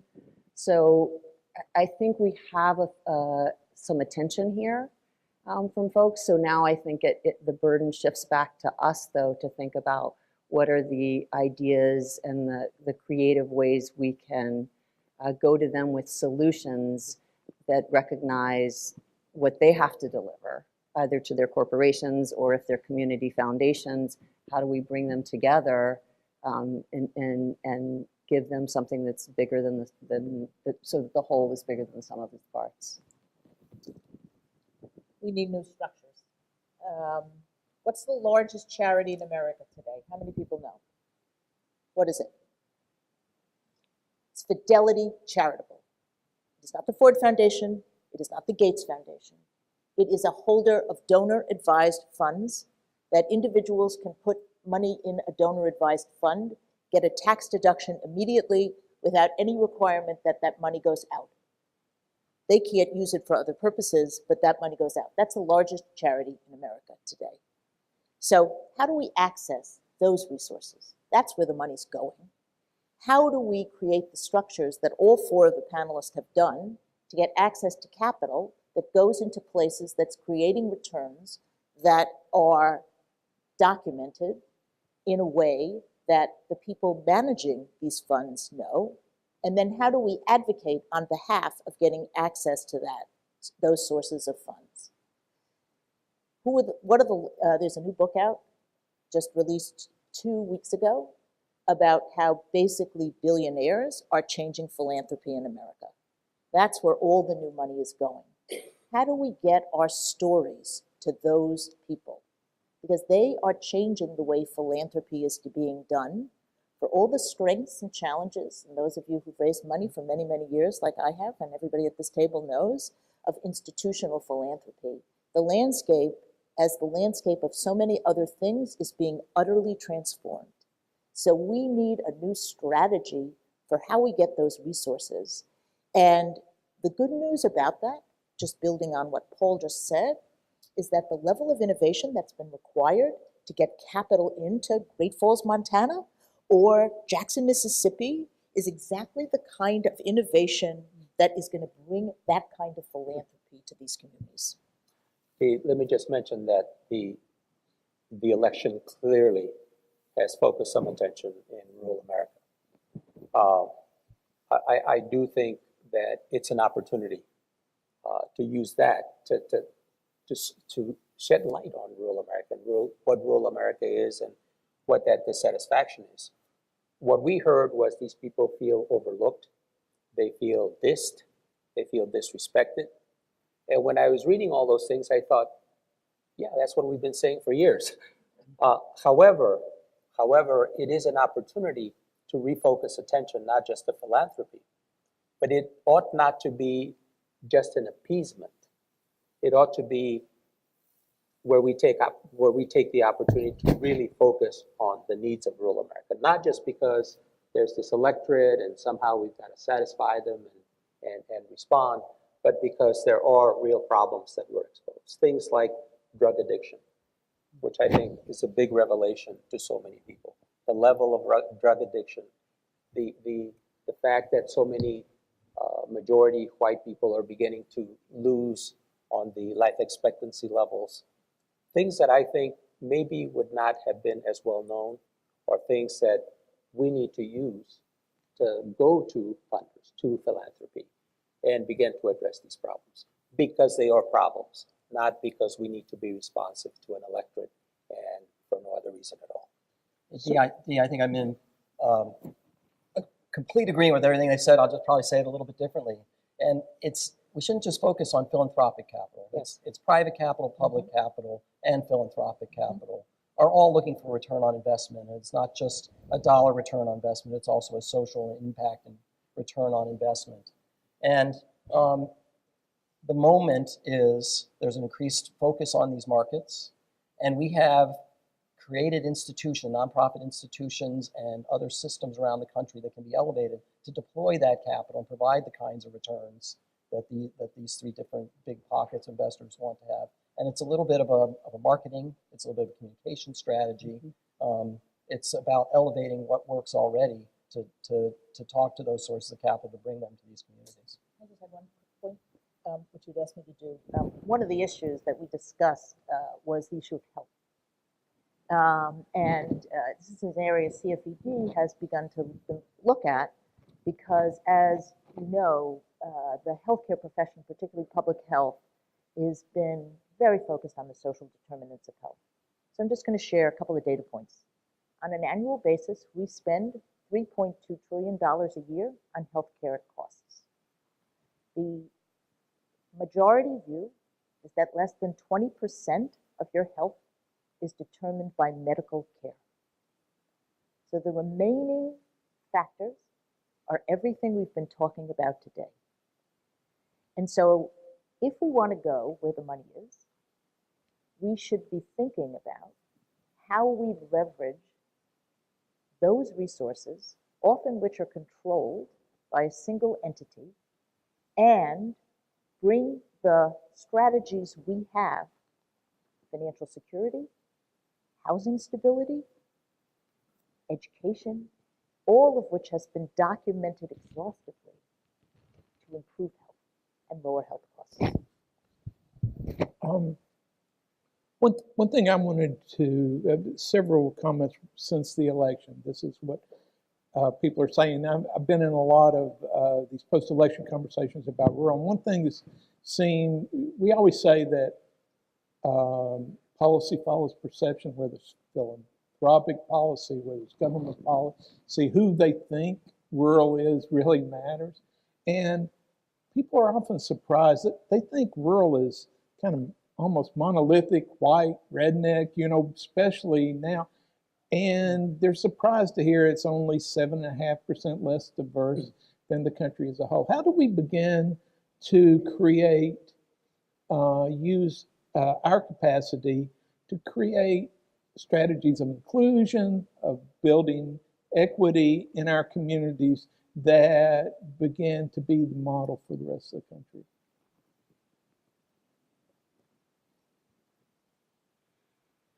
Well, developing those strategies is obviously a challenge for all of us. The need to communicate well, the need to educate, the need to sort of publicize this is a challenge we've always had. Little known, as I believe Bill was mentioning before, is that even though rural America tends to be homogeneous and largely majority white, in fact, when you look at the poverty areas, it's the majority minority that are hit the hardest. Little known is that a good part of rural America is losing population. Again, these are all regional based, some are gaining, some are losing, but overall it's losing population. In many, many areas where it is gaining population, it's because of the Hispanic population moving in. And in fact, many rural communities would see a loss of population were it not for immigration or were it not for Hispanics moving into communities to do all kinds of work, And so information like that needs, I think, to be put out. I think we as intermediaries have a responsibility to put that word out in as many media, in as many outlets, in as many places as is possible, because until the rest of America starts realizing that, we're going to continue to be in the dark. And so it's, I think, our responsibility to pass that word along, to educate the public in general, and to just keep harping on those differences in rural America.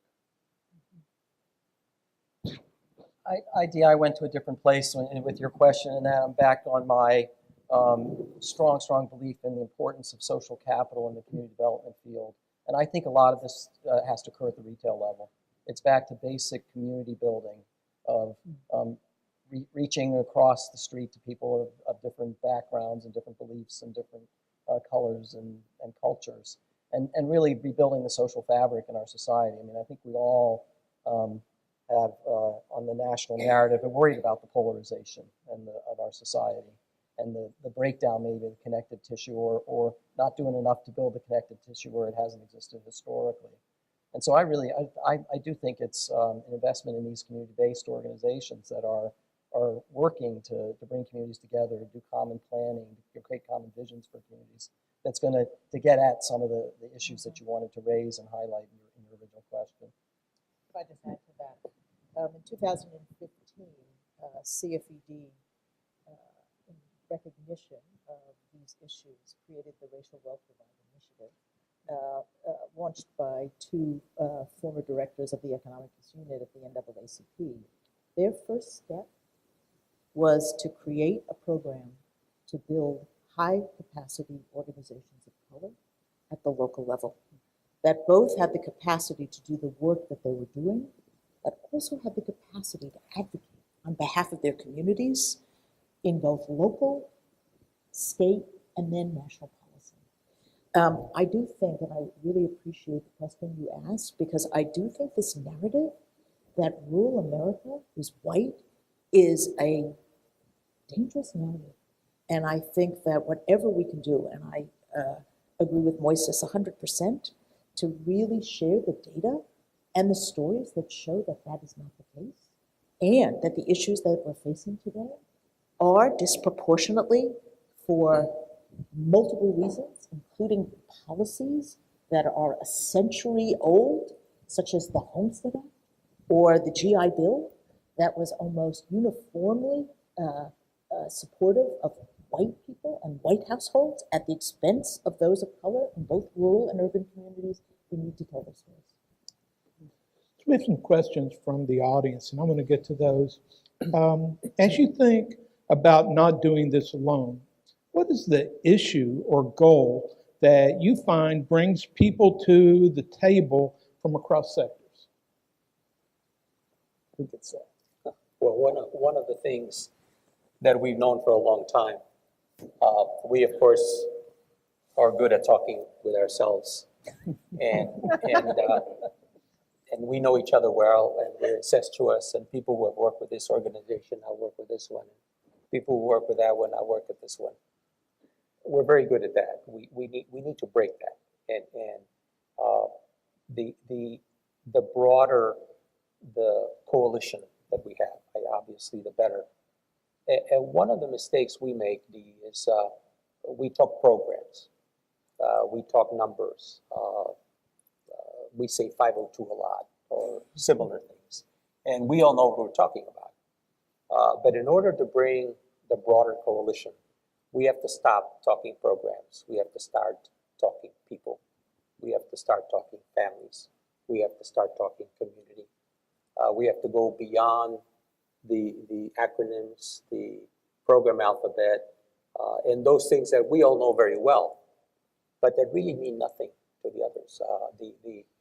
The language we use and how we bring in the health community, the education community, so many others that need to be part of this movement if we're going to make a change, really has to be more focused on the family needs, on community needs, and less on those programs that we know so well and can repeat in our sleep.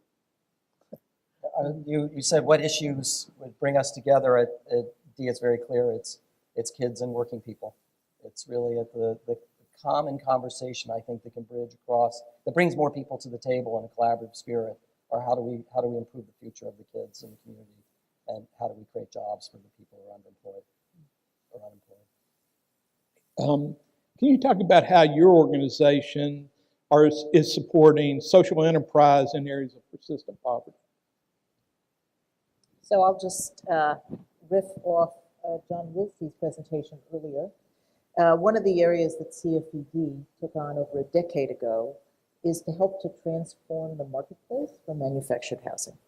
It's basically through an accident of history, a market that was completely upside down, that rather than creating financial security was undermining it, but at the same time is the largest source of unsubsidized affordable housing in America.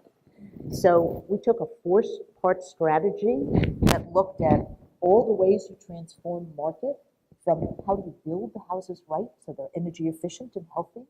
How do you help homeowners convert their parks to resident-owned communities so they build civic engagement and financial security?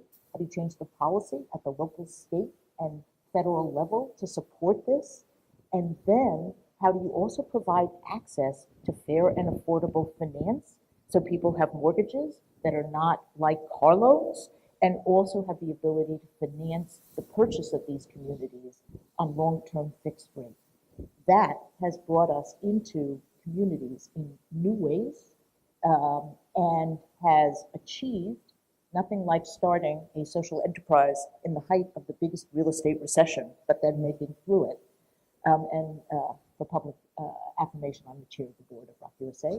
So, but I think the other part is we also, and this relates back to our conversation, need to address the stigma. So we just had a conversation yesterday about the next phase of the strategic plan, and how do we take, there was an article in Time magazine about this industry recently where they quoted me saying that talking about trailer parks or trailer trash is one of the last acceptable prejudices that people will use. You'll see it on restaurant menus in America. So how do we change that view so it becomes a source of pride? Where do we go from here as an industry? Working groups, how do we bring our resources together to move the needle? It's a kind of a cooperation and big and kind of technical question, but I'd love to hear you. Well, one thought I have, just, I mean, even that's coming up in both panels, is I think that we have to set audacious goals. And I think that means, some of it is thinking about the systems change that needs to happen in order to make these resources more efficient. I think some of it was talked about in the first panel, which is getting beyond what works just for our institutions and looking at the successes across our institutions and knitting those together to work collaboratively, whether that's, and I think we've naturally done that in some areas, housing policy being one where we've probably done that most successfully. But I think as we are more and more in a world of, as you said, it's not people or place, it's people and place. I think that sets it requires us to set a new table to do that, because we have many more partners, and that's both, that is the opportunity. The challenge is, I think the previous panel talked about how we've been able, I think, to think less silo, more collaboration. But the challenge goes beyond just us talking to ourselves. Not all of the lack of collaboration is within us, I don't believe. A lot of it has to do with legislation, appropriations, state governments, who really in many ways force us into those silos or those separations. So the challenge is greater. Now, we ought to do what we can do. However, when one agency or one department or a state has different requirements to do the same thing at the local level, it gets very difficult to bring all those things together so that we move in unison. So I think we're making great progress in collaborating with ourselves. I think we've learned a number of good lessons, and I think we are on the right track.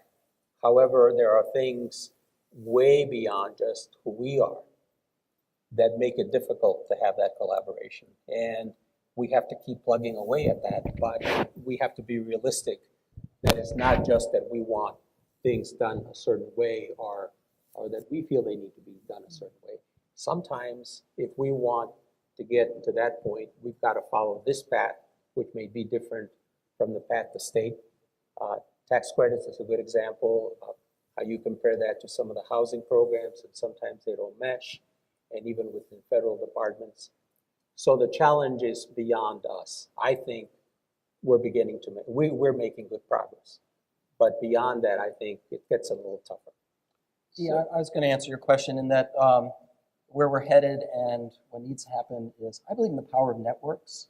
And I love Mitchell Bennett's vision of a NeighborWorks network 5 years from now that's an organic network where there's few boundaries between organizations. And the power of networks is that there is the sharing and rapid sharing of innovation, dissemination of innovation, sharing of problem solvings, learning from each other. Products like Nick's loan product that are scaled up through a networking of organizations, sharing of reducing costs by sharing back offices or creating a virtual scale. And to pivot off what Moises just said, and what if these networks then are networked with other organizations, the healthcare field or the education fields that also are national networks that we're collaborating with in an organic way at the national level to influence macroeconomic flows and macro policy flows, but then also driving through that network the connections on the ground that need to happen where the work really needs to get done. Each of you have 30 seconds. What makes you optimistic? I think it's been said before, there's a great deal of resilience, I think, in rural America. One of the things I always point to when we talk about that resilience and that self-help approach is a program called the Self-Help Housing Program. Where there are organizations that have brought families together, you can see families come together as a community, work together as a community, support each other, all towards a common goal. Self-help housing has been tried in urban areas, and for whatever reason, doesn't seem to have worked. Well-meaning people, some of the same people that did self-help housing in rural areas, have tried it in urban areas. And I think that resiliency and that cooperative spirit is what continues to get me home.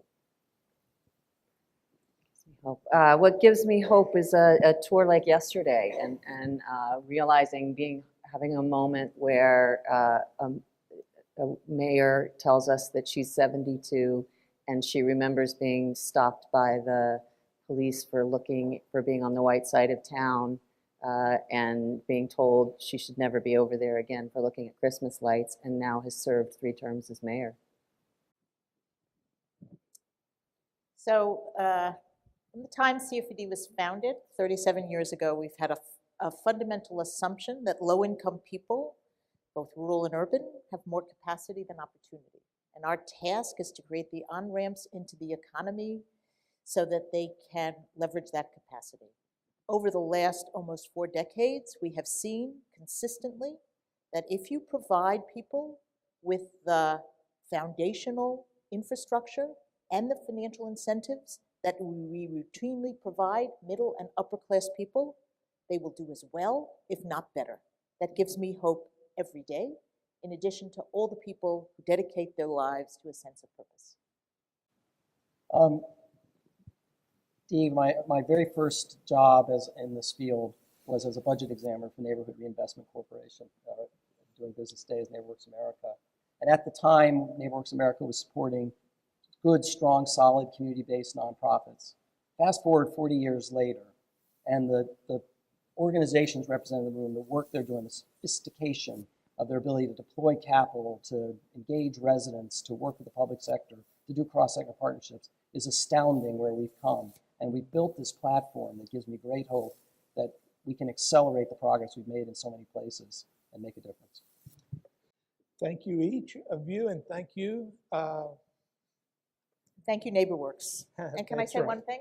I just want to also recognize a man who has spent his entire career in pursuit of opportunity for people, who is soon retiring. And I just want to say how grateful I am and what a role model he has been for all of us.